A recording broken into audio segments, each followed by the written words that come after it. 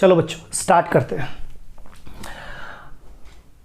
If y square plus log cos square x equal to y and x belong करता है minus pi by two से plus pi by two, then A B C D option में से कौन सा result होगा। ठीक है, अच्छा यहाँ तो ये सब जानते हो कि वाई डैश मतलब one time differentiation, y double dash मतलब टू टाइम डिफरेंशिएशन। अब यहाँ देखो वाई स्क्वायर, तो with respect to differentiation of x y square to y and y dash. ठीक है, मतलब मैंने वाई स्क्वायर का डिफरेंशिएशन कर दिया, वाई स्क्वायर का होगा 2y और y का होगा वाई डैश। अब लॉग का डिफरेंशिएशन क्या होगा, 1 अपॉन कॉस स्क्वायर एक्स। ठीक है, अच्छा कॉस स्क्वायर एक्स का खुद का डिफरेंशिएशन क्या होगा, 2 cos x and minus sine x, और y का डिफरेंशिएशन क्या होगा, y डैश होगा। ठीक है, अब यहां पे इसको इससे कैंसिल कर देते हैं हम, और ये बना 2y y डैश माइनस 2 और साइन अपॉन कोस क्या बनेगा, tan बनेगा, ये हो गया tan x और ये हो गया आपका y डैश। अच्छा y डैश वाली टर्म को एक साथ लिख देंगे तो y डैश कॉमन आएगा यहाँ से 2y, और जब ये y डैश इधर आया तो ये बना -1 और 2 tan x को मैं उधर ले गया तो 2 tan x नेगेटिव से क्या हो जाएगा, पॉजिटिव हो जाएगा। तो y डैश का वैल्यू क्या बना, 2 tan x upon 2y minus 1 बना। ठीक है, अब वहां पे ऑप्शन y डैश का भी और y डबल डैश का भी, तो हम दोनों को चेक करते हुए चलेंगे। अब यहां देखो कि यहां पे अगर पहले इन दोनों ऑप्शन के लिए चेक हो गया, क्योंकि वन टाइम डिफरेंशिएशन इन दोनों में ही है। यहां पे क्या है, x का वैल्यू कितना है, x का वैल्यू है 0, है ना, y डैश 0 इक्वल टू 3 है, मतलब x इज इक्वल टू 0 पर जो फर्स्ट डिफरेंशिएशन है वो 3 को रिप्रेजेंट करेगा या फिर -3 को रिप्रेजेंट करेगा। इसमें भी x का वैल्यू 0 ही है। ठीक है ना, अब x इज इक्वल टू 0 अगर मैं यहां पुट करता हूं, देखो आप x का वैल्यू 0, पहले c और d ऑप्शन ना अपना आप सेट हो जाएगा। देखो कैसे, अगर मैं यहां tan x की जगह 0 पुट करता हूं तो 2 tan 0 हो रहा है। अच्छा अपॉन में आ रहा है 2y माइनस 1। अब इसके बारे में भी बात कर सकते हैं, लेकिन जब हमको पता है कि tan 0 0 होता है तो पूरा टर्म किसकी तरफ मुंह कर गया, 0 की तरफ, मतलब ये तो आंसर ही 0 हो गया। तो इसका मतलब ना तो ये ऑप्शन तो नहीं हो सकता इसका, है ना, क्योंकि y डैश इक्वल टू 0 होना चाहिए, y डैश इक्वल टू 0, तब मैं उस पर टिक करता हूं। यहां तो 0 पुट करते इसका आंसर तो 0 आ गया, 3 भी नहीं आया और -3 भी नहीं आया। तो ठीक है, तो इसलिए सी ऑप्शन और डी ऑप्शन तो होगा ही नहीं। फटाफट आपको एग्जाम में क्या करना था, इसको तो देखना ही था। अब आगे बढ़ते हैं अपन।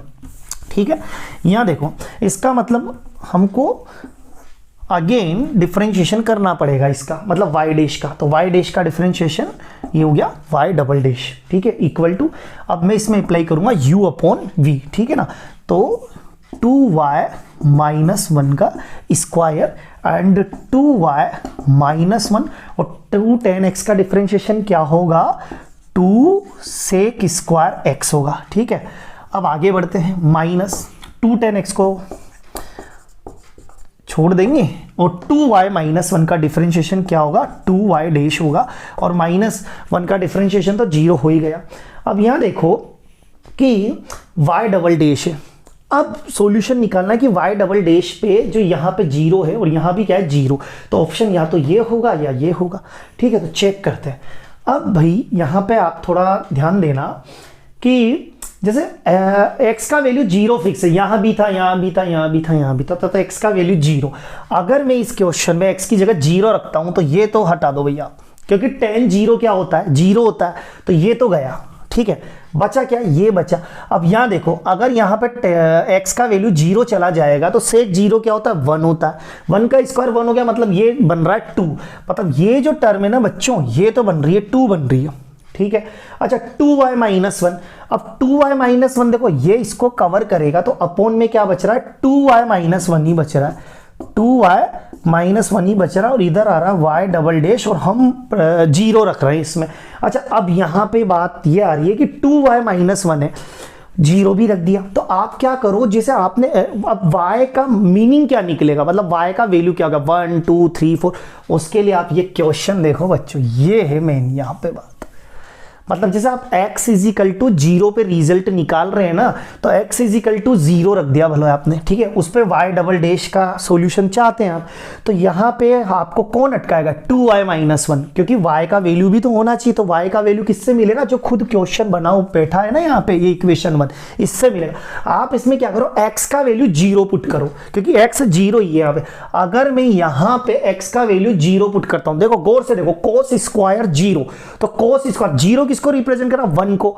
अच्छा तो 1 यहां बना। अच्छा log 1 किसको रिप्रेजेंट करेगा, 0 को। तो ये पूरा टर्म क्या हो गया बच्चों, ये तो हो गया 0, ठीक है। प्लस y बच रहा है, और इक्वल टू में क्या बच रहा है, वाई स्क्वायर बच रहा है। तो मतलब यहां पे y square equal to 0 plus y बन रहा है, ठीक है। कब बन रहा है, जब मैं इस क्वेश्चन में x इक्वल टू क्या पुट कर रहा हूं, 0। अच्छा 0 पुट करना ही पड़ेगा, अभी बात यहां पे अटकी हुई है, ठीक है। अब क्या है कि इस y square minus y equal to 0, तो यहां बना y माइनस 1, ठीक है। अब y इक्वल टू 0 और y इक्वल टू 1, मतलब क्या हो रहा है, x इक्वल टू 0 पर या तो y का वैल्यू 0 होगा, या x इक्वल टू 0 पर y का वैल्यू +1 होगा। तो ये दो केस बन गए यहाँ पे, ठीक है। अच्छा अभी हम कर क्या रहे हैं, यहाँ पे देखो, अब ये डिफरेंशिएशन था, ये डिफरेंशिएशन डबल डिफरेंशिएशन था, मैंने x की जगह 0 पुट करा, वो हो गया गायब, ठीक है। बचा ये, इसमें क्या, जैसे ही मैंने सेक 0 रखा, तो सेक 0 सब जानते हैं 1 होता है, 1 मल्टीप्लाई बाय 2, 2 आ गया, और ये दोनों सेम है, तो ये इसको कैंसिल करेगा, तो एक फैक्टर नीचे बचना ही। बात कहाँ अटक रही थी, 2y माइनस 1 पे। अब y का खुद का वैल्यू तो चाहिए ना, तो y का खुद का वैल्यू किस पर हम चाहते हैं, 0 पर। तो x इजिकल टू 0 पर y क्या था, तो x इजिकल टू 0 इसमें पुट कर दो, तो y अपना आप बोल जाएगा कि मैं क्या हूं, या तो वो 0 है या फिर मैं वो 1 है। तो y इक्वल टू 0 और y इक्वल टू 1, दो केस बन गए। तो मैं यहां पहले y का वैल्यू 0 रख रहा हूं, ठीक है ना। तो y का वैल्यू अगर मैं यहां पे जैसे क्या रख रहा हूं, 0 रख रहा हूं, तो देखो बच्चों बहुत सिंपल है, अगर यहां 0 आएगा तो नीचे क्या बचेगा, -1 बचेगा, मतलब इसका आंसर कितना बना, -2। अब इसी क्वेश्चन पे अगर मैं x इजिकल टू 0 पर y का वैल्यू 1 है, तो x इजिकल टू 0 तो था ही सही। अब मैं रख रहा हूं इसमें यहां पे +1 रख रहा हूं, यहां पे क्या रख रहा हूं, +1, तो केस क्या बनेगा, +2 का बनेगा। तो आप देखो क्या हो रहा है, यहां पे +2 आंसर भी आ रहा है, मतलब y डबल डैश, मतलब x बराबर 0 पर -2 भी आ रहा है, और x बराबर 0 पर डबल डिफरेंशिएशन +2 भी आ रहा है, तो +2 और -2। अब वहां ऑप्शन देखो आप, वहां दो ऑप्शन है, ठीक है, और ये वाला ऑप्शन पे क्या लगा रखा है, मोड लगा रखा है। इसका मतलब बच्चों ये मोड लगेगा तो +2 तो होना ही है, मतलब इसमें क्या आएगा, बी ऑप्शन पे टिक जिसने करा उसके 4 नंबर पर पक्के। ओके, नेक्स्ट क्वेश्चन स्टार्ट करते हैं। चलो बच्चों स्टार्ट करते हैं। The sum of all the value of x and satisfy this.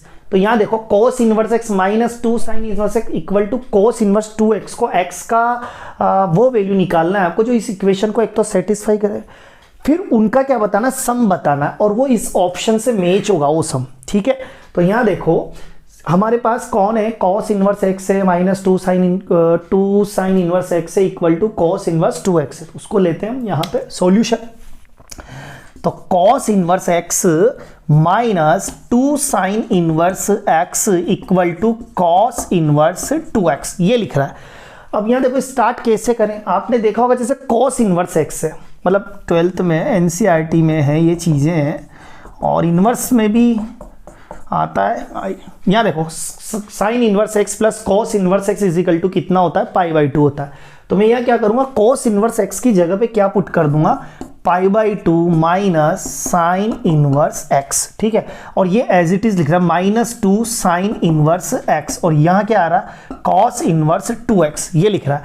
अब -2 साइन इनवर्स x और साइन इनवर्स x कितने टाइम हो जाएगा, 3 time, -3 time sine inverse x equal to cos inverse 2x, ये बन गया। अब इसके बाद का नेक्स्ट स्टेप क्या होगा, ये cos इनवर्स जो 2x है ना, इसको आप इधर ले लें, तो ये बन गया cos 90 minus 3 sign inverse x, और यहां आ जाएगा 2x, क्योंकि cos इनवर्स x तो इधर आ ही गया, तो cos बन गया, उधर क्या बचा, 2x बचा, अब यह देखो cos 90 माइनस थीटा, तो cos 90 माइनस थीटा क्या होता है sin थीटा। थीटा की जगह कौन है, ये है, तो मैं लिखूंगा sin थीटा। थीटा की जगह क्या आएगा 3 sin इनवर्स x, और ये क्या लिख रहा है 2x लिख रहा है। अब 3 sin इनवर्स x का खुद का फॉर्मूला होता है, तो 3 sin इनवर्स x का फॉर्मूला क्या होगा बच्चों, यहाँ देखो अच्छा दिखेगा आपको, 3 sin इनवर्स x है, 3 sin इनवर्स x का फॉर्मूला क्या होता है sin inverse 3x minus 4x cube bracket equal to में 2x आ रहा है। अब देखो आप जैसे 3 sin इनवर्स x का फॉर्मूला लिख दिया मैंने यहाँ तक, अब बाहर क्या आ रहा है साइन, और यहाँ क्या है साइन इनवर्स, तो ये गायब हो गया। अब बचा क्या आपके पास, आपके पास बचा 3x minus 4x cube equal to 2x। अब ये बहुत सिंपल इक्वेशन बन चुका है, बहुत सिंपल इक्वेशन। 4x क्यूब उधर ले लो आप, और ये देखो 3x minus 2x equal to 4x cube, ठीक है। ये दोनों 3x में से 2x माइनस होगा तो 1x, और ये बना 4x क्यूब, ठीक है। 4x क्यूब अगर मैं इधर लेता हूँ इक्वल टू में क्या आएगा 0। अब इन दोनों में क्या कॉमन आ रहा है, x कॉमन आ रहा है, क्या बचेगा 1 माइनस 1/2 बनेगा प्लस माइनस का, ठीक है, ये प्लस माइनस का, ठीक है। अब यहाँ देखो जैसे x का वैल्यू 0 हो गया और x का वैल्यू हो गया प्लस माइनस 1/2। अब देखा जाए ना तो इन्होंने जो क्या बोला यहाँ पे देखो आप सम बोला, ठीक है, किन का x की वैल्यू का, ठीक है। अब x की वैल्यू का सम पूछा, लेकिन उन वैल्यू का पूछा है जो इस इक्वेशन को क्या करे सेटिस्फाई करे। तो आप देखना x इजिकल टू पहले 0, क्या इसको सेटिस्फाई कर रहा है या नहीं पहले देख लो, है ना। तो फटाफट आप इसके अंदर वैल्यू पुट करते जाओ, देखते जाइएगा। जैसे x इजिकल टू 0, मतलब x की जगह अगर मैं 0 रखूं तो cos इनवर्स 0 बनेगा। अब cos इनवर्स 0 होता क्या है ये भी आपको याद होना चाहिए। तो cos इनवर्स 0 होता है बच्चों π/2 माइनस, अभी मैं 0 के लिए कर रहा हूं, ठीक है ना। मैं यहाँ पे x की जगह क्या रख रहा हूँ 0। अच्छा यहाँ 0 जाएगा तो वो तो cos साइन इनवर्स 0 तो 0 होता है, और यहाँ पे अगर मैं 0 रखता हूं तो 2 से मल्टीप्लाई होगा 0, अगर 2 से 0 मल्टीप्लाई होगा तो क्या बनेगा 0 ही बनेगा। और cos इनवर्स 0 किसको रिप्रेजेंट करेगा वापस π/2 को, तो ये बन गया π/2। मतलब LHS भी आपका π/2 है और RHS भी π/2 है, मतलब भैया x बराबर 0 इस इक्वेशन को सेटिस्फाई कर रहा है, तो भाई ये तो इसका जवाब होगा, तो इस पर लगा देते हैं टिक, ठीक है। सम बाद में करेंगे। अब आता है x का वैल्यू प्लस का 1/2 ले लेते हैं, ठीक है, प्लस का 1/2। अगर मैं यहाँ पे प्लस का 1/2 रखता हूं, ठीक है ना, तो ये बताओ cos इनवर्स 1/2 एक बार लिख के देख लेते हैं। cos इनवर्स यहाँ लिख देते हैं 1/2, ठीक है।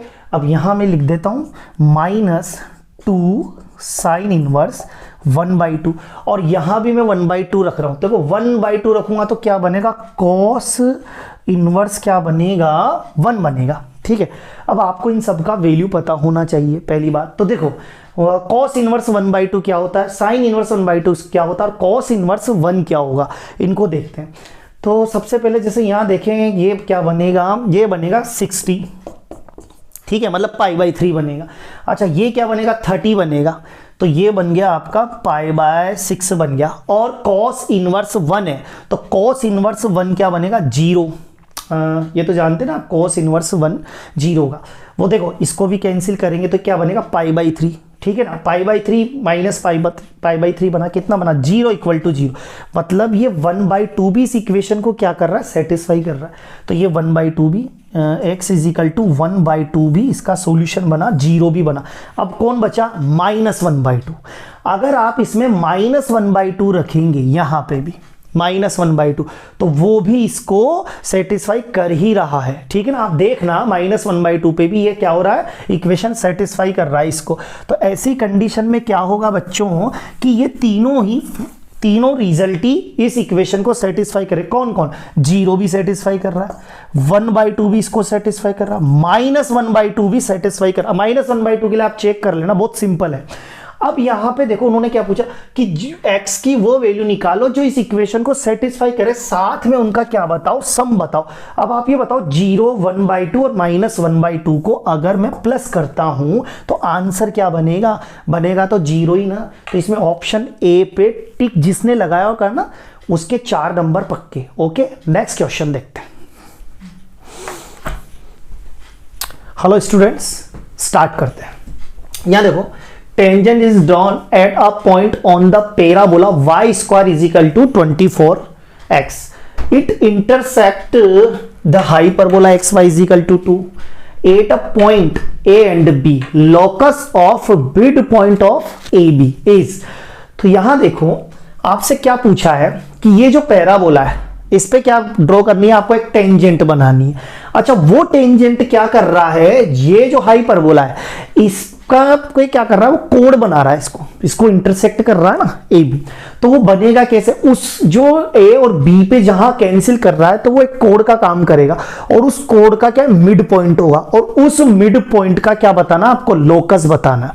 तो मैं यहां पे इसको थोड़ा सा डायग्राम से ही एक्सप्लेन करता हूं। देखो यहां लिख रहा है y square is equal to 24x। तो ये पैराबोला कैसा बनेगा, यहां देखो आप, ये बनेगा ऐसा, ठीक है, ये बन गया आपका पैराबोला, ठीक है। Y square is equal to 24x। अब इस पैराबोला पे क्या बनाना है, आपको एक टेंजेंट बनाना है। लेकिन यहां आप देखो ये hyperbola x y is equal to 2। अब ये बिल्कुल स्पेशल केस है, एक्स वाई इजिकल टू 2। तो ये जो हाइपरबोला बनेगा कैसे भाई, ये बनेगा यहां पे, देखो आप इसको थोड़ा बढ़ा देते हैं और ये हाइपरबोला इस टाइप से बनता है। एक तो इधर बनेगा और एक ये बनेगा ऐसे। थोड़ा एरो इसलिए बना रहा हूं ताकि आपको अच्छा दिख जाए। ये देखो आप, ठीक है। अब कंडीशन क्या है, कंडीशन कुछ इस तरह से है कि एक टेंजेंट बनाना। अच्छा इसके लिए ये जो लिख रहा है y square is equal to 24x, इसके लिए तो टेंजेंट का काम करेगा और इसको इंटरसेक्ट करेगा। तो देखो आप केस कैसे बनेगा, मैं यहां से एक लाइन बना रहा हूं, ठीक है ना। ये लाइन जो बन रही है ये देखो आप, ठीक है। इसको तो वो क्या कर रहा है, थोड़ा टेढ़ा बन गया, एक मिनट, यहां पे हम इसको ऐसे लेते हैं, ठीक है। अब देखो आप, ठीक है। तो ये जो लाइन है, ये लाइन है, ये क्या कर रही है लाइन, ये इस वाले पैराबोला को y square is equal to 24x को तो क्या कर रही है, इसके लिए तो टेंजेंट का काम कर रही है। और ये जो x y is equal to 2 है हाइपरबोला, इसको इंटरसेक्ट कर रही है। तो इंटरसेक्ट कहां कर रही है, उन्होंने क्या बोला, a और b पॉइंट पर कर रही है। ये केस है आपके सामने। अच्छा इस मिड पॉइंट, अच्छा ये जो AB बना, जो AB बना, इस AB का क्या लेना है, आपको मिड पॉइंट लेना है, ठीक है ना। ये मिड पॉइंट M बोल देता हूं अभी मैं, और इस मिड पॉइंट का कोई ना कोई तो पॉइंट बनेगा ही सही। अच्छा उस पॉइंट का क्या निकालना, आपको लोकस निकालना है। ये है कहानी, ठीक है।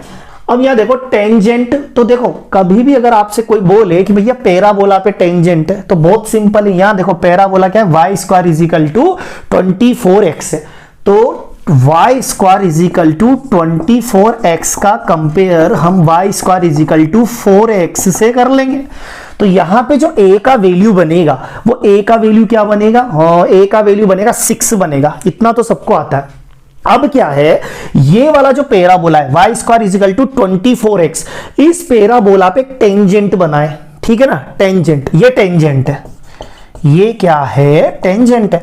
अब ये जो टेंजेंट है, इस टेंजेंट का इक्वेशन क्या होता है, y is equal to mx plus a upon m होता है, a अपॉन m। ये टेंजेंट का इक्वेशन है। तो इक्वेशन ऑफ ए टेंजेंट आ गया हमारे पास। अच्छा बनेगा कब ये, y square is equal to mx। तो ये जो a है, अगर मैं यहां रख देता हूं, ये बन गया आपका टेंजेंट का इक्वेशन, ठीक है। अब ये टेंजेंट का जो इक्वेशन बना y is equal to mx plus 6 upon m, ये इस लाइन का ही बना है भैया। l लिख देता हूं यहां पे, ठीक है। तो समझ में आ जाएगा ये l किसका, y is equal to mx plus 6 upon m। अब देखो यहां पे ये तो टेंजेंट बन गया हमारे पास।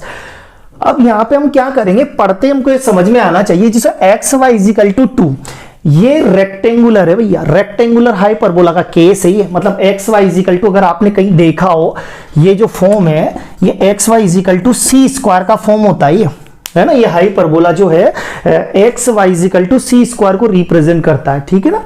तो अभी इसकी तो बात चल नहीं रही, अभी तुमको डायरेक्ट क्वेश्चन दिया गया है और उसका सॉल्यूशन कैसे फाइंड करना उस पर डिस्कशन कर रहे हैं हम। तो यहां पे अब बात करते हैं एक्स वाई इजिकल टू 2 क्या करेगा। यहां देखो ये कॉर्ड बनेगा हमारे पास, ये ए बी। तो जब आपको ये वाला जो टेंजेंट है ये इस हाइपरबोला का कोड है और कोड का मिड पॉइंट गिवन है, तो ऐसी कंडीशन में डायरेक्ट इसके लिए आपके पास एक फॉर्म है, वो क्या है, t is equal to S1। याद आया, t is equal to S1। अगर ऐसा बोला है, इस क्वेश्चन में साफ लिख रहा है कि भाई ये क्या कर रहा है, कोड है, ये भी किसकी तरह बिहेवियर कर रहा है, कोड की तरह बिहेवियर कर रहा है, तो भैया कोड का इक्वेशन क्या होगा, तो कोड का इक्वेशन होगा t is equal to S1। अच्छा, t यहां पे कैसे बनेगा और S1 कैसे बनेगा, वो है बात। तो जो यहां पे देखो, आप सबसे पहला काम क्या करो, इस 2 को इधर ले लो। जब मैं 2 को इधर लूंगा तो ये बनेगा क्या, देखो इसको यहीं पे लेके बता रहा हूं मैं, एक्स वाई माइनस 2।